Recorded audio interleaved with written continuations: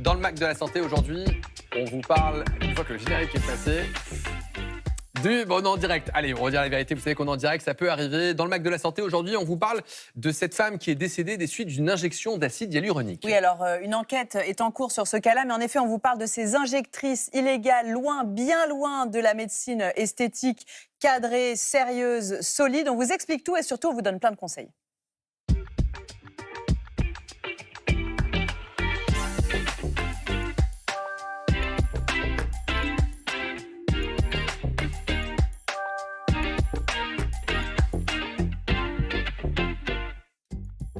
Bonjour à tous, bienvenue au Mac de la Santé, je suis ravi de vous accueillir. Alors peut-être que vous venez de quitter la table, peut-être que vous êtes au dessert ou en train de prendre un petit café. En tout cas, vous êtes en bon endroit, au bon moment pour qu'on prenne soin de votre santé et de votre bien-être. Le tout dans la joie et la bonne humeur grâce à la bande du Mac de la Santé, à commencer par vous, Rim, bonjour. Bonjour Jimmy. Vous répondez aujourd'hui à la question d'une téléspectatrice à propos d'un produit pour les cils. Exactement, si on met ce sérum tous les jours, un de ces sérums, eh bien on pourrait avoir des cils beaucoup plus longs.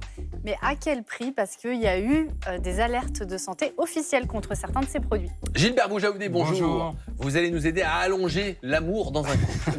On va voir si l'amour a une date de péremption d'après la science.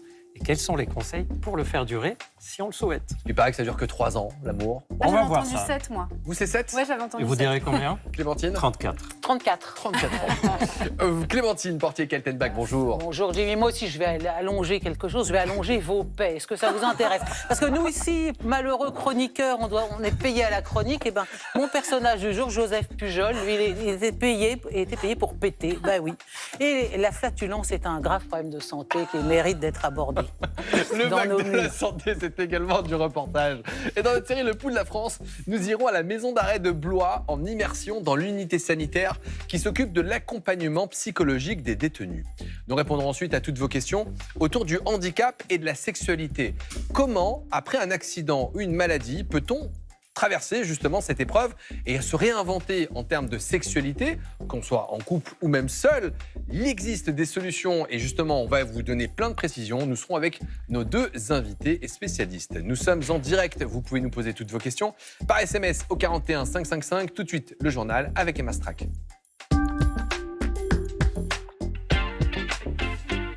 Bonjour Emma. Bonjour Jimmy, bonjour à toutes, bonjour à tous. Quand une simple injection esthétique tourne au drame, une femme est morte après avoir reçu de l'acide hyaluronique. Les faits se sont déroulés il y a quelques jours à Villeurbanne, près de Lyon, et ce sont nos confrères de La Dépêche qui racontent. Cette femme d'une quarantaine d'années s'est rendue dans un appartement loué par une influenceuse pour recevoir des soins esthétiques, une injection dans les fesses précisément, et elle est morte d'un arrêt cardiaque. Une enquête a été ouverte pour déterminer les causes exactes de son décès. Et pour en parler, nous sommes ravis de recevoir le docteur Adèle Louafi, secrétaire générale du syndicat national de chirurgie plastique, reconstructrice et esthétique. Bonjour. Bienvenue à vous. Bonjour. Merci d'avoir accepté notre invitation. Alors, est-ce qu'on peut expliquer à nos téléspectateurs comment est-ce qu'on passe d'une simple injection dans les fesses au fait de mourir ? Alors, il y a plusieurs hypothèses dans ce cas-là. La première, c'est que le produit qui a été injecté, on ne sait pas ce que c'est comme produit, ça peut être de l'acide hyaluronique ou n'importe quoi, d'ailleurs, c'est très souvent n'importe quoi, et il est passé directement dans une veine, et ensuite, de cette veine, il est remonté au cœur, et il a fait ce qu'on appelle une embolie pulmonaire, et ça peut arrêter le cœur. Ça, c'est une première option. L'autre possibilité, c'est qu'elle a fait une anesthésie locale, et qu'elle a injecté de l'anesthésique locale, soit en très grosse dose, soit directement dans des vaisseaux, et on sait que l'anesthésique locale, injectée directement dans des vaisseaux, ça peut faire des troubles du rythme cardiaque. Et là aussi, ça peut faire un arrêt cardiaque. Là, c'est des hypothèses qui concernent le cas de cette femme, mais vous l'évoquiez, il y a différents produits, l'acide hyaluronique ou d'autres, il y a différentes zones du corps qui peuvent être concernées, notamment le visage de manière générale. Quels sont les risques auxquels on s'expose ? Alors, déjà, de façon générale, l'injection d'acide hyaluronique ou de toxine botulique est très sûre de Botox quand elle est faite dans des mains expertes. Maintenant, si elle est faite par des personnes qui ne connaissent rien à l'anatomie, ce qui peut se passer, c'est que la personne injecte directement dans une artère, et là, ça va boucher des vaisseaux, et quand ça bouche des vaisseaux, en fait, l'oxygène n'arrive plus, et ça peut faire des nécroses, c'est-à-dire en réalité comme des brûlures graves, et ça peut même remonter à l'œil, faire une perte de vision, ou même au cerveau, faire des accidents cérébraux. On a des illustrations, 2 images qui peuvent être impressionnantes, je préviens nos téléspectateurs. Est-ce que vous pouvez nous expliquer ce qui se produit? Des photos justement de personnes qui ont subi des complications suite à des injections. Est-ce que vous voyez cette image? On va vous mettre dans l'écran dans quelques instants, que vous puissiez les commenter. Alors là, ce qu'on voit, c'est une nécrose à gauche, une nécrose de la lèvre, c'est-à-dire qu'en fait, l'artère labiale a été injectée directement, elle s'est bouchée et ça a fait comme une brûlure grave de la lèvre. Et malheureusement, pour cette patiente, il faudra amputer une partie de la lèvre. Et c'est des choses qu'on voit. Et c'est le même cas à côté. Donc on voit aussi une nécrose de la lèvre avec une injection directement dans une artère qui irrigue la lèvre. Donc ça veut dire des reconstructions derrière et des soins très très lourds. On reconstruit la lèvre? On peut essayer de reconstruire. Quand la nécrose est étendue, ça devient très compliqué. Donc ça Là, peut être des personnes qui peuvent être mutilées à vie, oui. Là, c'est la lèvre. On a d'autres images qui concernent d'autres zones du visage, notamment le nez et jusqu'au front. Vous allez voir cette image. Alors là, non, c'est pas ça qu'on vous a montré. Voilà. Alors là, c'est très certainement une rhinoplastie à l'acide hyaluronique. Donc la personne a voulu modifier l'aspect du nez avec des injections de produits, peu importe lequel. Et en fait, elle a complètement bouché les artères. Elle a injecté directement dans les artères. Et ce qu'on voit, c'est que ça fait comme une brûlure extrêmement grave de tout le nez qui remonte au front. Et ça, c'est des cas dramatiques qu'on voit en France, qui sont hospitalisés, qui sont parfois hospitalisés en réanimation. Alors là, c'est sur des produits, ce qu'on appelle des produits de comblement. Mais il y a aussi des complications graves sur des injections de Botox, avec du faux Botox qui circule sur les réseaux. Il faut savoir que le Botox, normalement, pour avoir une grosse complication, il faudrait injecter peut-être 20 flacons de Botox pour avoir envoyé quelqu'un en réanimation en une fois. Et là, on a 11 personnes qui sont allées en réanimation en 2024-2025 suite à des injections de faux Botox. Parce que c'est ça aussi le problème dans ces injections illégales, c'est que tout le contexte est problématique. Ça se passe dans des appartements de location, donc on est très loin du cabinet médical et avec des produits qui sont eux-mêmes problématiques. C'est-à-dire qu'il n'y a aucune condition d'hygiène et d'asepsie qui sont respectées finalement. Il n'y a rien qui va en fait. C'est-à-dire que le local n'est pas bon. Il n'y a pas de conditions d'asepsie. Les produits ne sont pas bons, ils sont soit faux, soit périmés. On a même vu de la confiture d'acide hyaluronique en bocal dans certaines affaires où les injectrices illégales prélevaient comme ça à la seringue dans de l'espèce de confiture de produits. Et puis, l'essentiel, c'est que l'injectrice ne connaît rien sur rien. Et pour vous donner un peu une idée, souvent, c'est des personnes qui ne savent même pas ce que c'est qu'une artère. On a trouvé sur Internet des prix pour des injections de 0,5 millilitres. Et ça doit nous alerter, normalement, d'acide hyaluronique. C'est un des red flags parce que normalement, les seringues d'acide hyaluronique sont vendues en seringues de 1 millilitre. Or, il peut y avoir des réutilisations, et ça, on le sait, c'est documenté, des réutilisations d'aiguilles et de seringues d'une patiente à l'autre. Et il faut savoir que maintenant, ces injectrices illégales se lancent même dans des chirurgies esthétiques, dans des lipoaspirations du menton, avec des réutilisations de canules d'aspiration qui sont passées juste avec un petit coup de spray et qu'on passe d'une patiente à l'autre. Dramatique. On a fait l'expérience ce matin. Oui, pardon, j'étais en train de réagir en effet à ce que dans ma tête, mais oui, c'est dramatique en matière infectieuse en fait pour ces personnes. C'est catastrophique. Ce matin, j'ai fait l'expérience. J'ai tapé injection esthétique sur Instagram. J'ai trouvé plein de comptes qui me proposent alors des prestations un peu partout en France, de la formation aussi si j'avais moi-même envie de devenir. Vous étiez pourtant venu déjà ici sonner l'alerte. L'ordre des médecins dit qu'il n'y a jamais eu autant de signalements de cas, mais en fait, il n'y a rien qui bouge. Alors, ce qui se passe, c'est qu'effectivement, le SNCPRE a fait une alerte sanitaire. C'est votre syndicat. Notre syndicat, le syndicat des chirurgiens plasticiens. En 2022, une alerte sanitaire nationale. Le Conseil national de l'ordre a fait plus de 200 signalements de comptes. Le problème, c'est que les autorités judiciaires ne bougent que s'il y a une hospitalisation en réanimation ou un décès. Il n'y a pas d'action préventive et de même, les services de l'État, les préfectures ne bougent pas, même quand parfois c'est des établissements comme des instituts de beauté qui ont pignon sur rue. Donc soyez vigilants et faites ça uniquement chez un médecin, médecine esthétique, à une capacité ou un chirurgien plasticien. Merci et on espère, j'allais dire, ne plus jamais vous réinviter. Avec mon plaisir, mais plus jamais pour ce genre de thème. Sujet. On espère. Et qu'on règle la question. Merci Merci beaucoup, à vous. docteur Adel Merci. Louafi. En ce moment, se déroule une compétition de windsurf, c'est-à-dire de la planche à voile à Hawaï. Alors comme ça, vous ne voyez pas forcément le rapport avec la santé, mais nous avons rencontré une Française qui y participe et elle revient de loin. Coraline Fauveau signe son grand retour dans les vagues après avoir été victime d'une grave commotion cérébrale. Voyez ce reportage de Lucille Degout, Benoît Lordelot et Véronique Bourgin. Être en communion avec la nature, le vent et les vagues, c'est vraiment quelque chose que j'aime vraiment beaucoup, devoir toujours s'adapter à la nature. Et puis j'adore être vraiment en contact avec la mer. Coraline Fauveau est l'une des meilleures windsurfeuses au monde. Mais il y a 3 ans, sa vie bascule en pleine compétition aux Canaries.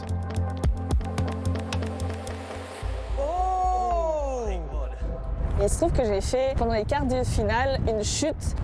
L'idée du saut que je voulais faire, c'était de monter et ensuite de faire un salto avant avec mon matériel.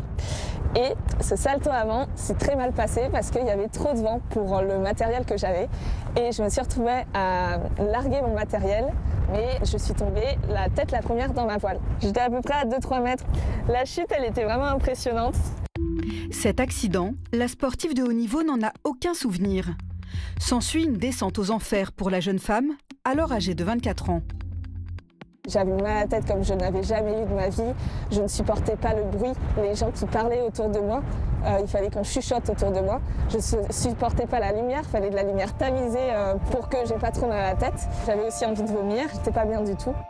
L'athlète est rapidement transportée à l'hôpital, mais l'imagerie ne révèle rien. Pendant des mois, Coraline doit vivre avec ces symptômes. C'était plus du tout la même vie. Il n'y avait pas une journée sans médicaments. J'étais constamment sous médicaments. Et puis ensuite, je ne savais plus m'entraîner parce que ça m'épuisait trop. J'étais dans une extrême fatigue tellement intense que, par exemple, vider le lave-vaisselle, ça me demandait de faire 2 heures de sieste ensuite. Après une longue errance médicale, le diagnostic est posé. Coraline souffre d'une commotion cérébrale. Elle va suivre une thérapie innovante, au nom un peu barbare, la photobiomodulation transcrânienne. Nous avions filmé une séance avec un rugbyman. Ce casque, composé de différentes lumières, agit sur les cellules endommagées du cerveau pour atténuer les symptômes. 26 séances plus tard, Coraline va beaucoup mieux. Mais la sportive de haut niveau a encore quelques séquelles, notamment des vertiges. Tu vas avoir des pods qui vont s'allumer, des petites lampes lumineuses. En bleu, il faudrait les éteindre en tapant dessus avec la main droite. Rouge, tu tapes dessus avec la main gauche. Et la verte, elle est interdite. Le cerveau analyse avec un peu plus de délai toutes les informations qu'il reçoit qui permettent de s'orienter et de s'équilibrer au niveau de la posture, mais même au niveau de son environnement. Et ça donne un flou, une instabilité, un doute. Je ne sais plus quelle main doit taper quelle couleur des fois. Coraline n'a pas encore retrouvé toutes ses capacités cognitives, mais elle espère bien revenir au plus haut niveau. Et sachez que Coraline Fauveau a créé l'association Intact en Surface pour sensibiliser les victimes de commotion cérébrale et leur entourage aussi. Plus d'infos sur le site qui s'affiche sur votre écran. Objectif Lune pour les 4 astronautes de la mission Artemis 2. C'est la première mission habitée depuis plus de 50 ans. Alors là, vous pensez conquête spatiale, main sur le cœur. Mais moi, je vous ramène à la vraie vie de ces 4 humains qui vont cohabiter dans un vaisseau de 9 mètres carrés avec tous les petits sujets qui font le quotidien et notamment les petits et les gros besoins. Et on voulait vous partager ce mail qu'on a reçu. Une alerte média de la part d'un laboratoire très fier de nous expliquer que son médicament, un laxatif, est le seul inclus dans la trousse de secours de la NASA pour soulager de la constipation occasionnelle des astronautes. En gros, de quoi les aider à faire caca. Et oui, car en fait, les astronautes peuvent être constipés pour 3 raisons. La première, c'est ce qu'on appelle la microgravité. Sur Terre, la gravité aide au transit et dans l'espace, tout flotte, y compris le contenu de votre intestin. Deuxièmement, une hydratation qui est parfois plus difficile ou limitée car les liquides sont plus difficiles à gérer. Or, on le sait, la déshydratation favorise la constipation.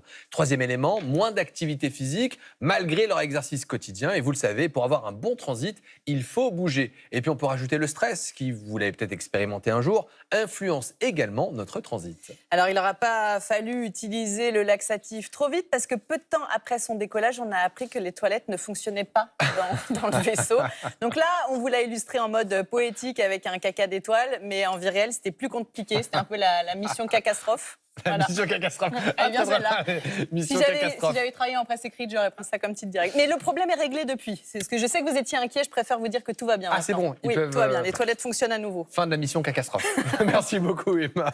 Bonne journée. Dans quelques instants, dans notre dossier du jour, nous répondrons à toutes vos questions autour de la sexualité et du handicap. Et nous serons avec 2 invités. Dans notre série Le Pouls de la France, immersion dans l'unité sanitaire de la maison d'arrêt de Blois qui s'occupe de l'accompagnement psychologique des détenus. Quand on se marie, on dit que c'est pour le meilleur et pour le pire, mais est-ce que l'amour peut durer toute la vie? C'est la chronique de Gilbert Boujaoudé. Connaissez-vous le pétomane du Moulin Rouge? Non? Eh bien, écoutez avec attention la chronique de Clémentine Portier-Kaltenbach. Nous répondrons à la question de Margot, une téléspectatrice qui a vu des produits qui permettraient d'allonger les cils. Elle aimerait savoir si c'est efficace et si ça peut être dangereux. Eh bien, c'est Rim qui lui répond dans un instant. Nous sommes en direct, on attend toutes vos questions par SMS au 41 555 et il est temps de retrouver nos chroniqueurs. Rim, Gilbert, Clémentine, très content de vous retrouver, d'autant que Clémentine, vous allez nous parler dans quelques instants d'un personnage haut en couleur. Oui, vous risquez pas de l'oublier, celui-là. Le pétomane du Moulin Rouge. Gilbert, on dit que les contes de fées se terminent souvent par « ils s'aimèrent et vécurent heureux jusqu'à la fin des temps ». Mais dans la vraie vie, est-ce que l'amour peut durer vraiment toute la vie? Si on regarde juste les chiffres en France, par exemple, les statistiques de l'INSEE disent que 45% des mariages se terminent par un divorce en moyenne au bout d'une quinzaine d'années. Mais attention, c'est une statistique, pas une norme. Ça ne comprend pas les couples non mariés. Et surtout, il y a des couples qui vont se séparer beaucoup plus tôt, tout en s'aimant, par exemple, et d'autres couples qui vont rester toute la vie ensemble, en s'aimant ou même sans s'aimer. Ce qui est sûr, une chose est sûre, c'est que les premières années d'une relation de couple est un cap très important durant lequel l'amour durable pourrait s'installer. Alors justement, qu'est-ce qui se passe biologiquement pendant ces années charnières? La science nous dit qu'on distingue deux phases. La première phase, c'est la phase qu'on peut appeler passionnelle, le début de la relation. Dans cette phase, la nouveauté et le plaisir vont inonder notre cerveau de dopamine. Et la dopamine, ça nous dope. Donc, on est en forme et il y a aussi de l'adrénaline, on est boosté, on est très bien, le cerveau en redemande. Mais attention, le cerveau, il va réagir dans ces moments-là un peu comme si on était addict. Vous savez, un peu comme si on a envie de chocolat ou de graines de chia ou de lait matcha ou de drogue ou des choses comme ça. La différence avec l'addiction, c'est que le cerveau va repérer qu'il est en sur-régime et il se dit... C'est sympa cette affaire, mais c'est un peu épuisant toute la vie. On ne dort pas de la nuit, on a des cernes, on est crevé, on pense qu'à l'autre. Et un peu à la fois, il va réguler. Et progressivement, comme vous voyez, ça diminue. Et cette phase-là, ça dure entre 6 mois et 3 ans selon les personnes. Pourtant, il y a des personnes qui disent continuer de s'aimer bien au-delà après cette phase. Ça, c'est lié à la deuxième phase, qui est la phase de l'attachement, qui s'installe très lentement, très progressivement. Là, ce sont d'autres molécules qui sont sécrétées. L'ocytocine, qui est connue comme étant l'hormone de l'attachement, surtout chez la femme d'ailleurs, et la vasopressine, qui est connue aussi pour avoir un rôle dans l'attachement et dans la fidélité. Ces deux hormones sont sécrétées sous l'effet d'une stimulation, surtout le contact physique, les caresses, les câlins, les moments d'intimité et de sécurité, pas juste de l'intimité. Et progressivement, cet attachement va s'installer. Et donc, on passe de quelque chose qui serait un peu un feu d'artifice vers une relation plus profonde. Alors, pourquoi justement des couples se séparent juste après la fin de la passion? Il y a une phase qui est assez perturbante. C'est cette phase où les deux courbes se croisent. Et ce que je vois le plus auprès de mes patients, c'est quand la phase passion est en train de se réguler progressivement, celle de l'attachement s'installe, ça peut donner une fausse impression que l'amour est en train de s'atténuer, il est en train de s'éteindre, alors qu'en fait, il est juste en train de changer. Puis il y a des situations où il y a une personne qui s'est attachée moins vite que l'autre, et donc ça perturbe, ou des situations où la passion a diminué avant qu'on ait eu la possibilité d'installer l'attachement. Mais ça veut dire que quoi qu'il arrive, la passion, quand on regarde votre courbe, elle finit par s'éteindre, à la fin, il n'y a plus de passion? C'est vrai que sur la courbe, on a l'impression que la passion s'arrête à la fin. Si on ne fait rien, effectivement, elle va rester très basse. La bonne nouvelle, c'est qu'on peut faire quelque chose pour que cette passion puisse revenir par moments, un peu comme des vagues de passion, tout en gardant l'attachement. D'ailleurs, il y a des études auprès de couples qui sont ensemble depuis plus de 20 ans, qui se disent encore amoureux, où l'imagerie cérébrale permet de voir que les zones cérébrales s'allument de la même façon qu'un jeune couple, juste en voyant la photo de leur partenaire. Donc oui, la passion peut durer à condition d'y travailler. Clémentine, tu peux me permettre de demander depuis quand vous êtes mariée? Moi, je suis mariée depuis 34 ans, mais Je trouve que la passion, comme son nom l'indique et son étymologie, ça consiste à souffrir avec l'autre. Donc la passion dans une histoire amoureuse est une chose marginale du début, où en effet on souffre ensemble et on a des sensations extrêmement intenses. Et il n'est pas dans la nature des choses et d'une vie entière de mariés de subir ça H24. Et j'allais dire tant mieux. Et le croisement de vos couples, c'est quand madame constate que monsieur passe jamais l'aspirateur et fait pas la vaisselle. Alors là, il n'y a pas d'histoire d'ocytocine, c'est tout simplement que on se fichu Chacun a d'elle. cette définition de l'amour et du couple, ma chère Clémentine. Et Un justement, mélange d'aspirateur et d'ocytocine, je dirais. oui, l'aspi-ocytocine, ça, c'est peut-être un nouveau concept. Alors, dans l'intervalle, comment on fait pour relancer la passion, justement? Oui, il y a plusieurs conseils que beaucoup de personnes connaissent. Continuer à faire un jeu de séduction, ne pas considérer que c'est acquis, etc. Il y a 3 choses qui sont prouvées par la science. La première, c'est d'apporter de la nouveauté. Je vous ai dit au début que ce qui stimule la dopamine, c'est la nouveauté. Ça peut être une nouveauté osée sur le plan sexuel, mais ça peut être simplement changer le script sexuel, essayer une nouvelle recette de cuisine à 2, une nouvelle activité, du moment que c'est une nouveauté partagée. La deuxième chose qui marche très bien, c'est de continuer à favoriser l'ocytocine. Cet attachement qu'on a. Et comment? Le contact physique, le câlin, garder de l'intimité et le sentiment de sécurité. Et la troisième chose, c'est de communiquer et de continuer à s'admirer, dire les choses positives, pas juste dire ce qui ne va pas à l'autre personne. Tu as bien passé l'aspirateur, mon chéri. Voilà, c'est bien. Et je vous donne un petit conseil que vous pouvez faire. Si vous êtes en couple, essayez ce petit test. Vous notez sur une feuille 2 choses physiques, non physiques, que vous aimez chez l'autre. Et vous demandez, et aussi vous notez 2 choses que vous pensez que l'autre aime bien chez vous. Et vous échangez les papiers, vous allez avoir des belles surprises. Vous ferez le test, Clémentine, et vous nous direz ça la semaine prochaine. Non, je crois Donc pas, finalement, l'amour a une date de péremption, comme les yaourts, mais on peut la repousser, comme les yaourts. C'est un peu ça, c'est un peu comme un yaourt, l'amour. En fait, je dis souvent que ce n'est pas un miracle définitif, c'est une sorte de dynamique active, c'est une sorte de mouvement perpétuel. Donc effectivement, il pourrait ne pas durer éternellement, mais on pourrait le faire durer encore et encore, si on le souhaite. Eh bien, merci de tous ces précieux conseils, Gilbert, qu'on va tous appliquer dès ce soir. Clémentine, c'est à vous. Oui. Et c'est parti, Je ne suis jingle. pas Pardon. du tout d'accord avec tout ça. Alors Clémentine, vous allez nous parler du célèbre pétomane du Moulin Rouge, Joseph Pujol. Et ce n'est pas une blague, à la fin du 19e siècle, tous les Parisiens le connaissent et vous allez nous raconter son histoire. Eh oui, voilà une histoire qui manquait à votre culture générale, messieurs, dames. Alors, Joseph Pujol, qui est-ce? Il est né à Marseille en 1857. Et alors qu'il est encore un petit garçon, il fait ce qu'on a tous fait, il va se baigner sur une des plages de Marseille, il se bouche le nez, il va sous l'eau, et là, il réalise avec stupeur et tremblement probablement que son estomac se remplit d'eau. Oui, il a cette capacité étrange à pouvoir avaler l'eau par l'anus et l'air quand il est hors de l'eau, naturellement. Parce qu'en fait, finalement, quand on parle de pétomanes, eh bien, les pétomanes ne produisent pas forcément plus de gaz que les autres. En fait, ils avalent ou aspirent volontairement de l'air, parfois même relâchent de façon contrôlée leur sphincter anal. Ensuite, ils le stockent dans le rectum et le relâchent progressivement. Leur particularité, eh bien, c'est surtout un contrôle musculaire très précis, un peu comme un travail du périnée. Et pour ce qui est de l'odeur, eh bien, ça va dépendre évidemment de leur alimentation. Certains aliments, comme les légumineuses, les choux, les brocolis, fermentent dans le côlon, et ça c'est valable chez tout le monde, et peuvent être responsables de la mauvaise odeur caractéristique. Ah là là, alors j'ignore si Joseph Pujol émettait des paix odorants ou pas. En tout cas, il va gagner sa vie en pétant, ce brave homme, c'est le cas de le dire. Alors,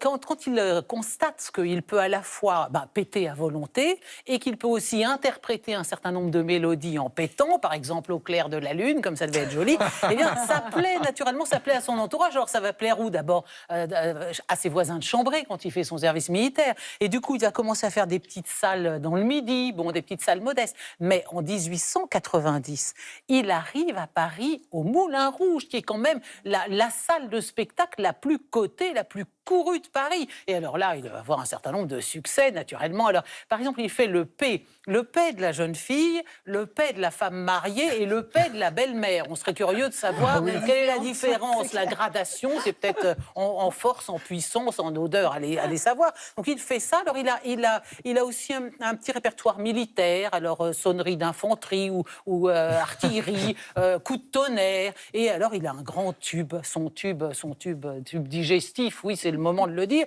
Son grand tube, c'est qu'en fait, il est capable de produire un P qui dure 10 secondes. Alors, comptez jusqu'à 10, vous allez voir. voir que c'est très long. Ah, c'est bon. Et ce P-là, c'est le bruit que fait un drap en se déchirant. Wow.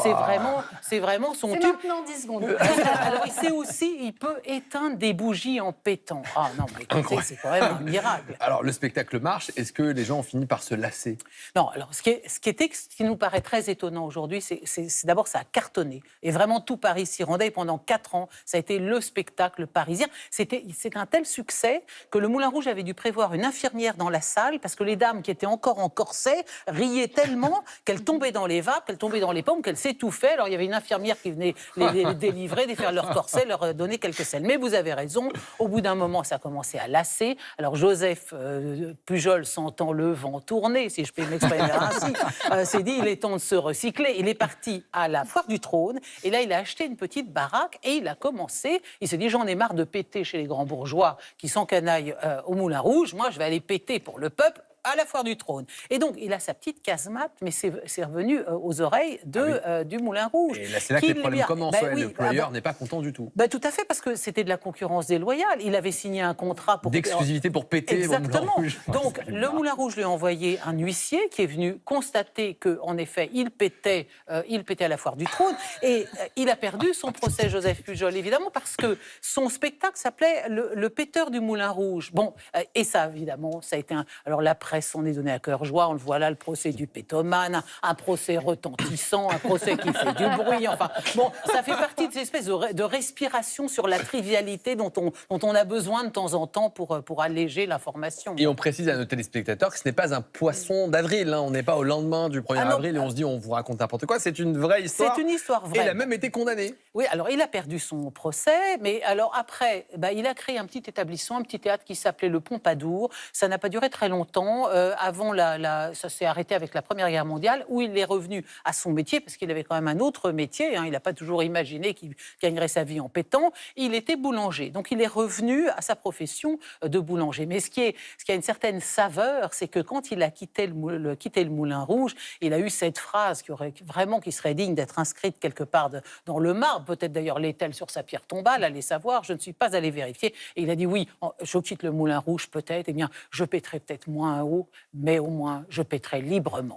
Et ça, franchement, ça a quand même de l'allure. On est bien d'accord. Quelle épitaphe. Merci beaucoup Clémentine pour cette très jolie histoire. On retrouve le pouls de la France dans quelques instants, mais on aura juste cette question de Clotilde qui nous demande comment aider un proche en situation de handicap à exprimer ses envies et ses besoins sans le juger. Eh bien, Clotilde, nous répondrons à votre question ainsi que celle d'Alexia, Damien ou encore Nancy dans quelques instants dans notre dossier du jour consacré au handicap et à la sexualité. Mais pour l'heure, place au pouls de la France, direction le Loir-et-Cher.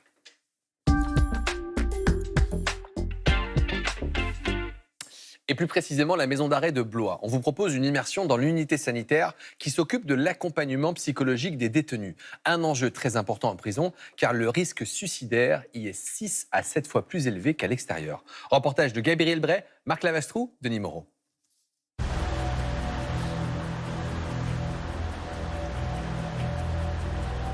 Tous les matins, au cœur de la ville de Blois, c'est le même rituel pour Sophie et Amélie, infirmières psychiatriques et psychologues. Bonjour. Bonjour. Portique de sécurité, contrôle des sacs, elles travaillent dans une unité sécurisée, l'unité sanitaire de la maison d'arrêt de Blois, qui compte 170 détenus. Quand ils arrivent, ce qui les marque, c'est le bruit. Le bruit des clés, la résonance. Il n'y a jamais de silence. Il faut attendre que d'autres portes soient fermées pour pouvoir ouvrir la suivante. Cet établissement pénitentiaire est destiné aux personnes en détention provisoire ou avec des courtes peines. Nouveaux entrants, sortis, le personnel soignant, chaque jour doit s'adapter. Il n'y a pas d'urgence, il n'y a pas de nouveaux arrivants. Donc voilà, on peut faire la continuité de gens qui ont des suivis.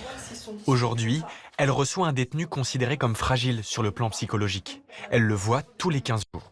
Comment ça va? Pas bien.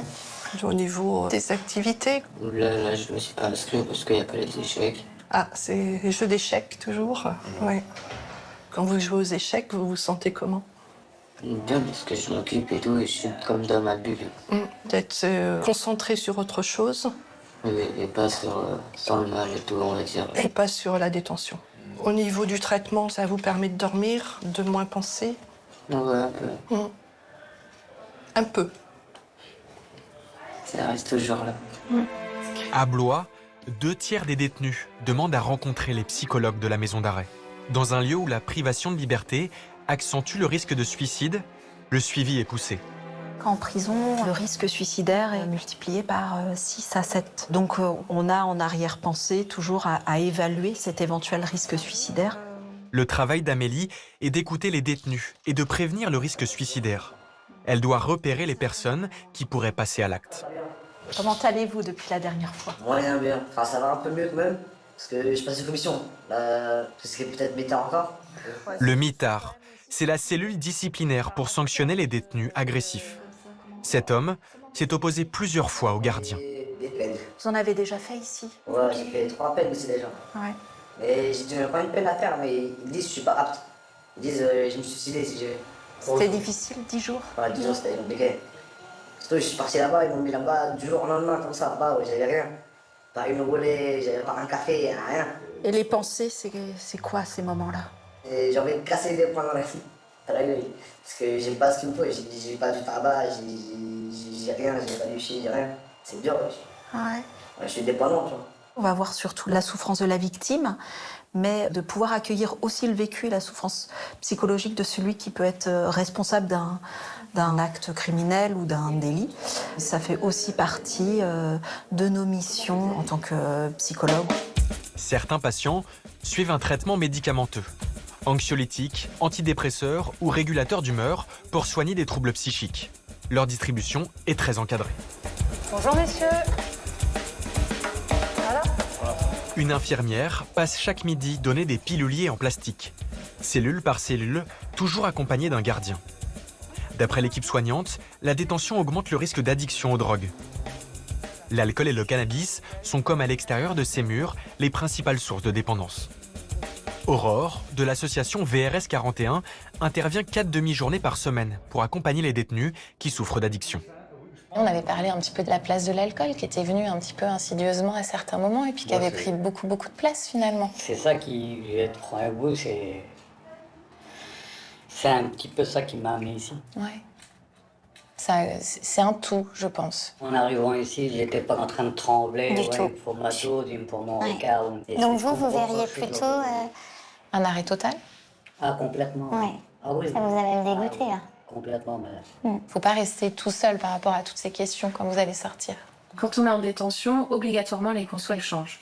Soit elles vont augmenter, mais avec un autre produit, soit elles vont complètement diminuer. L'idée, c'est de vraiment leur expliquer ce qui se passe à l'extérieur. Et malheureusement, des fois, la réalité de l'extérieur revient avec tous les problèmes, un environnement qui peut être des fois pas toujours aidant. C'est d'ailleurs la mission de cette association. Préparer la sortie pour éviter une rechute. L'an dernier, 120 détenus de la maison d'arrêt de Blois ont bénéficié de cet accompagnement. Et tout de suite, c'est Rim qui répond à toutes vos questions.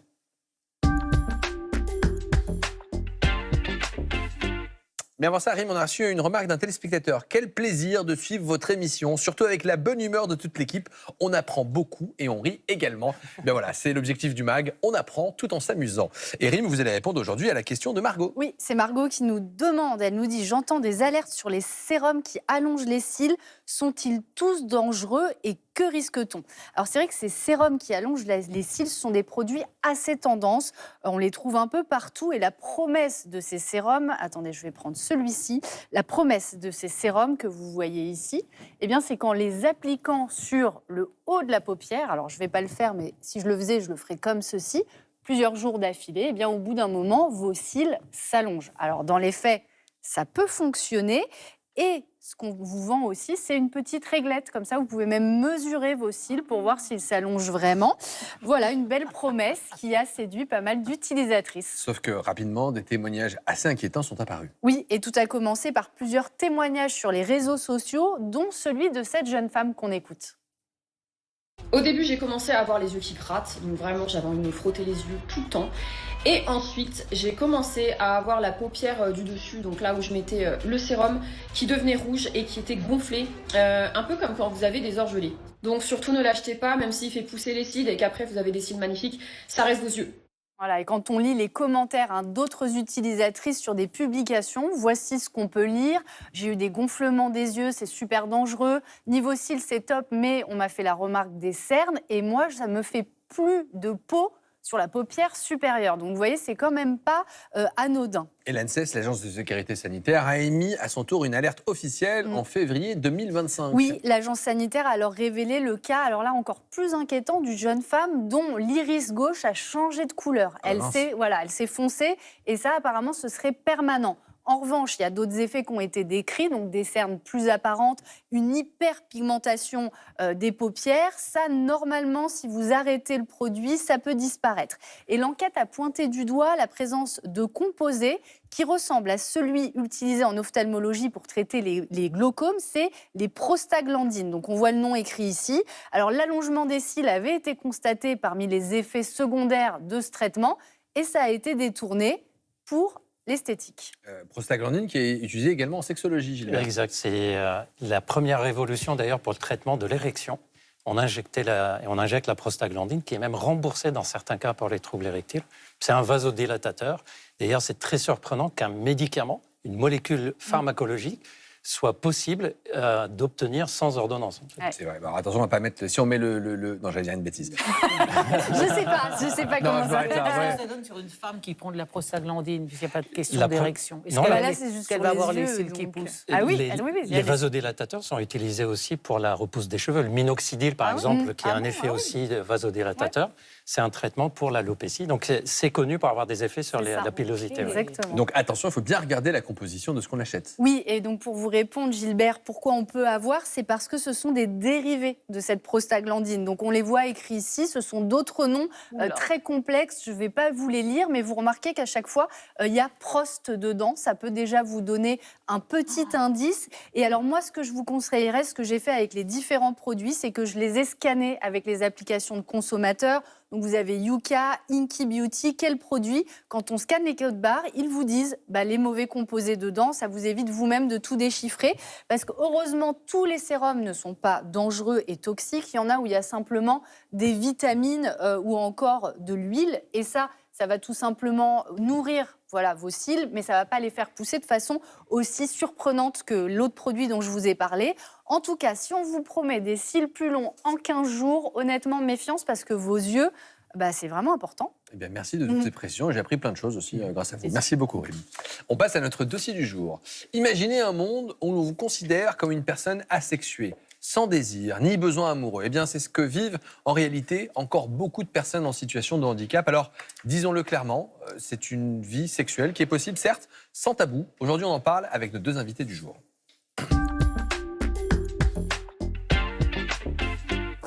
Et nous sommes ravis d'accueillir nos deux invités. Julia Tabat, bonjour Julia. Bonjour. Merci d'avoir accepté notre invitation. Vous êtes présidente de l'association Choose. Vous militez en faveur de la vie intime des personnes en situation de handicap.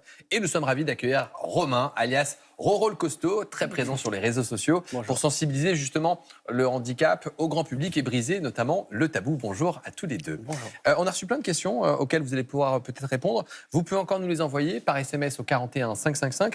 Romain, je reviens sur votre histoire. Vous êtes devenu tétraplégique après un accident de ski en 2012. Vous avez dû faire un long travail de rééducation. On imagine que vous avez dû réinventer les sexualités et aujourd'hui, vous arrivez à mener une sexualité qu'on peut qualifier d'épanouie? C'est exactement ça. Ça fait partie de la redécouverte, de la renaissance. C'est-à-dire qu'un jour, on se réveille, il n'y a plus rien qui bouge, mais est-ce que ça fonctionne encore? Et puis, tiens, si, ça fonctionne, mais bon, ça ne fonctionne pas comme avant, c'est pas pareil. Donc effectivement, c'est tout à redécouvrir, tout à réexplorer. Et je pense que c'est ça, en fait, cette rééducation, en tout cas, elle est passée par là, elle est passée par l'exploration, par la découverte, par soi-même, en se faisant aider. Comment on fait pour, justement, vous dites, on découvre comment? Soi-même, en se faisant aider, mais comment est-ce qu'on réinvente la sexualité? Alors, tout simplement, au début, on se renseigne un petit peu, en fait. On va chercher à droite, à gauche, savoir qu'est-ce qui existe, est-ce que je peux prendre rendez-vous avec un sexologue, ce qui a été fait. Et puis après, c'est une découverte avec soit sa compagne ou avec d'autres compagnes. Et puis, on essaye, en fait. On se lance, on fait des essais, voilà, tout simplement. On commence par quelque chose. Est-ce que ça fonctionne? Est-ce que ça fonctionne pas? Tiens, chez moi, est-ce que ça me fait du bien? Est-ce que ça me fait pas du bien? Voilà, et c'est comme ça qu'on découvre petit à petit. Vous avez parlé de sexologue que vous avez vu dans un centre de rééducation. Tout à fait. Et donc Gilbert, en rééducation, la sexualité fait partie également de la prise en charge après un accident médulaire. Absolument, oui. C'est d'ailleurs tout ce que vous décrivez, c'est de la rééducation sexuelle, de la même façon qu'on redécouvre les sensations. Alors normalement, les centres de rééducation sont censés avoir des médecins sexologues et des sexologues, malheureusement par manque en fait de professionnels formés, c'est pas toujours disponible. Alors, vous avez eu un accident de ski, vous avez eu un traumatisme médulaire. On va réexpliquer à nos téléspectateurs pourquoi, en cas de traumatisme, il est possible d'avoir une atteinte sexuelle. Alors, vous avez le cerveau, vous avez la moelle, et en fonction de l'atteinte de la moelle en cas d'accident, eh bien, vous pouvez avoir un niveau de paralysie plus ou moins important. Plus la section est haute, plus la paralysie sera importante. Et vous comprenez assez facilement que si la zone responsable, notamment chez l'homme, de l'érection ou de l'éjaculation est sectionnée, eh bien, en fonction des fibres qui vont être touchées, eh bien, on peut avoir des troubles de l'éjaculation ou des troubles de l'érection. Mais Julia, ça, on parle du côté mécanique. Mais chez la femme, est-ce qu'il y a peut-être aussi un tabou où on parle moins justement du retentissement d'un accident, notamment sur la moelle ou d'une maladie? Totalement. En fait, on retrouve le même tabou de la sexualité et de l'approche de la sexualité dans la population générale par rapport aux femmes. On n'a quasiment aucune étude sur la sexualité féminine des personnes en situation de handicap. Très, très peu. Les seules choses qu'on a, c'est on sait que près de... Je crois que c'est plus de la moitié des femmes n'ont pas de suivi régulier en situation de handicap, ce qui est par rapport à la population générale une catastrophe et bien au-dessus des taux, des moyennes nationales. Donc ça, c'est un scandale qu'on essaye de faire changer. Et concernant la sexualité, on parlait des centres de rééducation qui doivent apporter ça. Mais quand vous n'êtes pas blessé médulaire et quand vous avez un handicap de naissance, vous passez à travailler les mains du filet et vous n'avez pas accès à ces informations-là. Justement, comment est-ce qu'on trouve de l'information? Parce que vous l'avez dit, Romain, ça peut être les compagnes, on cherche sur Internet. Comment est-ce qu'on fait si on a des téléspectateurs qui veulent... le généraliste, il n'est peut-être pas forcément à l'écoute ou très compétent, il faut dire la vérité parfois. Comment est-ce qu'on fait pour trouver de la bonne information? Alors, depuis quelques années, et c'est en train de se déployer sur le territoire, il y a des centres Intimagir qui ont vu le jour et qui sont là pour justement aider à la fois les professionnels, mais aussi les personnes et l'entourage pour avoir ces types d'informations. C'est quelque chose qui est très récent et qui demande qu'à se déployer parce qu'effectivement, trouver l'information comme ça, c'est très, très compliqué. Il n'y a pas de ressources. Oui, moi, ce que je voulais vous demander, c'est qu'il y a encore trop de personnes aujourd'hui en situation de handicap qui renoncent totalement à leur sexualité parce que c'est trop compliqué, parce qu'ils ne trouvent pas les informations. Oui, totalement. On a énormément de témoignages à l'association où on a des familles. Alors, c'est les parents qui appellent en disant « mais mon grand garçon, ma grande fille », alors quand je dis grand, c'est 30 ans, 40 ans, hein, vous voyez un peu, voilà. Donc, il est tout seul, il ne sait pas où elle est toute seule, elle ne sait pas, elle déprime, et je ne peux rien faire pour elle parce qu'il n'y a pas de solution. Je n'ai pas d'interlocuteur, je ne sais pas à qui en parler et je ne sais pas quoi faire. Avec un retour de parole, Gilbert. Pardon, oui, je me permets de dire aux téléspectateurs que quand on entend « Ah, je n'ai pas de vie sexuelle, etc. », on imagine que le côté sexuel. N'oublions pas que quelqu'un, par exemple, un célibataire, qui se met en isolement sexuel parce qu'il ne sait pas quoi faire ou parce qu'il y a des difficultés, c'est pas que le sexe. C'est un isolement affectif. C'est tout ce qu'il y a autour de la sexualité, toute la construction se prive d'amour, etc. Donc ça va bien au-delà de la sexualité. Et qu'est-ce qu'on peut proposer dans les institutions? Il y a des sexologues qui sont, on l'a dit, pas assez en place. Est-ce qu'il y a des cours? Est-ce qu'il y a des cours d'éducation sexuelle? Je ne sais pas. Est-ce qu'on réinvente? Parce que je me dis, il y a mille et une choses à faire. Non, il n'y a pas. Puis après, je pense que ça serait difficile de toute façon de faire un cadre, de faire un schéma type, puisqu'il y a autant de sexualité que de handicap. On a tous vraiment une handisexualité différente, puisqu'on a tous des capacités, que ce soit physiques ou autres, différentes. Mais par contre, c'est sûr qu'il y a quelque chose à faire pour pas que ce soit tabou. Effectivement, le côté sexologue, je pense qu'il est très très important à l'impliquer beaucoup plus dès l'instant qu'on sait qu'une personne est en situation de handicap suite à un accident ou de naissance. Julia, vous êtes pour la reconnaissance de ce qu'on appelle les assistants sexuels. Aujourd'hui, un assistant sexuel, c'est de la prostitution en France. Peut-être que c'est reconnu légalement dans le cadre de la loi, même si... Le problème, c'est que ce n'est pas reconnu. C'est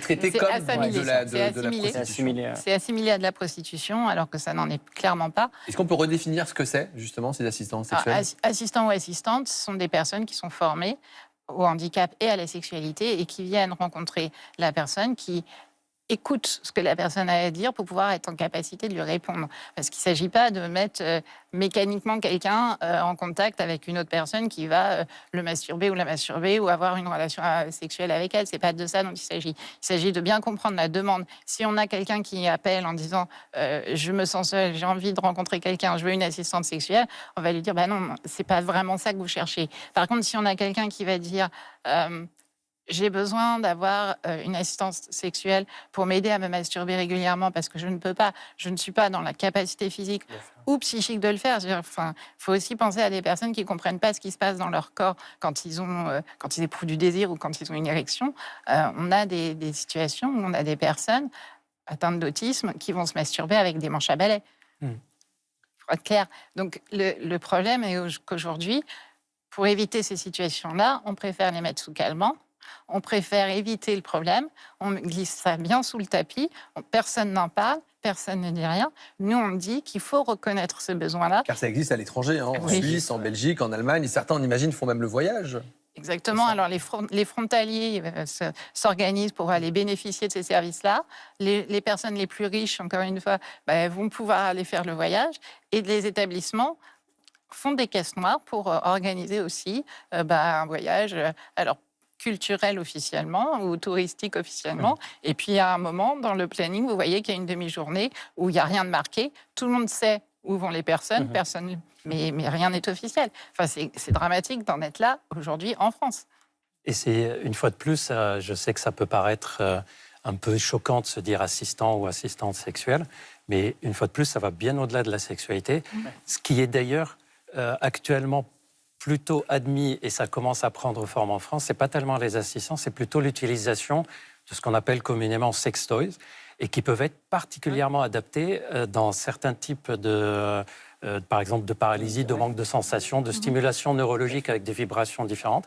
Et d'ailleurs, on s'est rendu compte, nous, médecins sexologues, on s'est rendu compte que les personnes dans votre situation avaient plus de discussions et de contacts avec les vendeurs de ce type d'appareils sexuels qu'avec les médecins. Parce que les médecins n'évoquent jamais le sujet, en fait. Ouais, c'est vrai. Clotilde nous pose cette question. Comment aider un proche handicapé à exprimer ses envies et ses besoins sans le juger ? C'est difficile, parce qu'on a toujours envie de juger l'autre. Je pense qu'on peut effectivement déjà recommander d'aller voir les centres intimes Agir. Il y en a un dans chaque région. Sur Internet, on va trouver les coordonnées facilement. Après, sans le juger, chacun a une sexualité différente, chacun vit sa sexualité différente. Le problème aujourd'hui, c'est qu'on n'a pas suffisamment de professionnels capables. Avec une info utile, il existe des centres qui aident les personnes en situation de handicap justement à répondre à leurs questions, leurs difficultés dans leur vie intime. Oui, vous en avez parlé, donc les centres intimes Agir. Je vais juste préciser comment on peut y accéder, comment on peut les trouver. Donc comme vous le disiez, c'est dans toutes les régions de France, en déploiement dans les territoires d'outre-mer. Et l'idée, c'est vraiment d'accueillir les personnes en situation de handicap, leurs proches, pour parler de la vie intime et sexuelle, de la parentalité. Et pour les trouver, donc je vous donne le site qui va s'afficher. C'est monparcourshandicap.gouv.fr/intimagir. Vous rentrez votre région et ça indique le lieu le plus proche de chez vous. On a cette question d'Alexia, merci Rim de ces précisions. Comment gérer la peur de ne plus être désiré après un accident qui nous laisse en fauteuil ?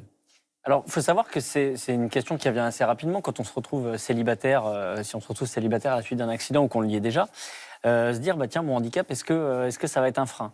Je pense qu'il faut vraiment appréhender cette différence comme une force. Se dire qu'au contraire, on sort du lot, après tout. C'est une question de confiance en soi, hein, très clairement. De se dire, écoute, finalement, j'ai cette petite particularité, je suis un peu différent de tout le monde. Et finalement, est-ce que je ne vais pas en faire une force ? En tout cas, moi, c'est ce que j'ai décidé de faire au départ. Et après, je pense qu'il faut se rendre compte qu'il y a quand même des femmes, des hommes très ouverts et pour qui le handicap n'est pas un problème. Alors, c'est sûr que ça épure dans les rencontres, hein, ça épure assez rapidement dès le départ. On fait le tri beaucoup. Voilà, ça fait le tri très rapidement. Vous parlez de rencontres, justement. Oui. On a dit quelles solutions existent pour les personnes handicapées qui rencontrent des difficultés pour rencontrer un ou une partenaire. Alors, il n'y a pas de... Il n'y a pas de recette Il n'y a pas de miracle, miracle, hein, malheureusement. c'est les rencontres comme tout le monde. C'est les sites de rencontres, c'est sortir, c'est aller à la rencontre de l'autre, être ouvert et surtout avoir confiance en soi. Parce qu'à partir du moment où on n'est déjà pas à l'aise avec son handicap, ça va être compliqué pour quelqu'un de l'occulter, entre guillemets. Peut-être aussi ne pas avoir peur du râteau. C'est peut-être quelque chose qu'il faut le dire. C'est normal aussi d'avoir des échecs dans sa vie amoureuse, dans sa vie relationnelle. C'est pas parce qu'on est handicapé qu'on est immunisé contre ça. Donc il faut pas avoir peur de ça. Et souvent l'entourage a très peur quand on commence à parler de sexualité, de vie intime, de vie amoureuse. Oh là là, bah oui, mais si jamais il ou elle est quitté, bah oui, bah comme tout le monde en fait. Donc ça, il faut pas avoir peur de ça. Flavie nous dit comment on aborde la sexualité avec un adolescent en situation de handicap sans le mettre mal à l'aise. Il y a la position des parents qui n'est pas toujours évidente avec les enfants qui grandissent et deviennent de jeunes adultes. Comme avec les autres enfants, comme n'importe quel... Enfin, le malaise parental quand on peut... C'est vrai. Aborder la sexualité avec son enfant qui est sur situation de handicap ou pas, c'est jamais simple. Et c'est pas forcément totalement le rôle non plus. Donc là, encore une fois, c'est trouver le bon interlocuteur, le bon moment, le bon média aussi. Il y a plein de choses qui existent. Franchement, il n'y a pas tellement de différence entre un enfant en situation de handicap et un autre enfant. La seule chose, c'est de trouver le bon moment, la bonne temporalité et puis surtout... Peut-être les bonnes ressources. Maëva nous dit que son enfant est trisomique 21, atteint de trisomie 21, pardon. Il commence à s'intéresser à la sexualité. Oui. Il y a des programmes. Il y a des programmes qui existent, justement adaptés selon les types de handicap, et notamment sur la trisomie 21. Il y a un très beau programme avec fait par et pour des personnes pour expliquer la sexualité. Après, je pense que c'est en fait comme n'importe quel parent ou enfant, handicap ou pas. Je pense que c'est important aussi en tant que parent de pouvoir être la personne de confiance en fait pour son enfant, de se dire tu peux te livrer à moi, si tu as des questions, tu peux me les poser. Tu n'auras peut-être pas envie de me les poser à moi, mais je préfère encore que ma fille me demande ce genre de choses en lui expliquant que c'est pas gênant, c'est pas grave, ça va rester entre nous, plutôt qu'elle aille chercher des fois sur Internet des réponses qui ne seront pas souvent les bonnes. C'est déjà la fin de cette émission et je me rends compte qu'on a reçu énormément de questions auxquelles malheureusement on n'a pas pu répondre, mais on comprend qu'il est temps de faire bouger les lignes en fait. Il est temps que ça évolue, qu'on fasse de la France un pays moderne tel qu'on le dit aux autres. Hein. Il est temps de lever définitivement le tabou du handicap et de la sexualité, c'est surtout ça. Donc l'État a commencé, il faut que ça continue, il faut qu'on aille jusqu'au bout des démarches entreprises, il faut qu'on y mette les moyens aussi, moyens financiers, moyens humains surtout, et puis il faut qu'on forme les professionnels à dire « Ah bah tiens, j'ai une personne en situation de handicap en face de moi, elle a une sexualité, si je lui posais la question de savoir comment ça se passe, quoi. » Eh bien, merci de votre témoignage et merci d'avoir répondu à toutes nos questions. Merci à vous. Merci Rim, merci Gilbert, merci Clémentine. C'est toujours un plaisir. Voilà, c'est déjà la fin de cette émission. Oui, quand c'est bien, ça passe très vite, mais pas d'inquiétude. On se retrouve demain. On répond à toutes vos questions autour des acouphènes. Nous retrouverons également Raphaël Aumont qui décryptera pour nous une jardinière de légumes industriels avec plus de 23 ingrédients. Excellente journée sur France 5. Je vous dis à demain. Salut.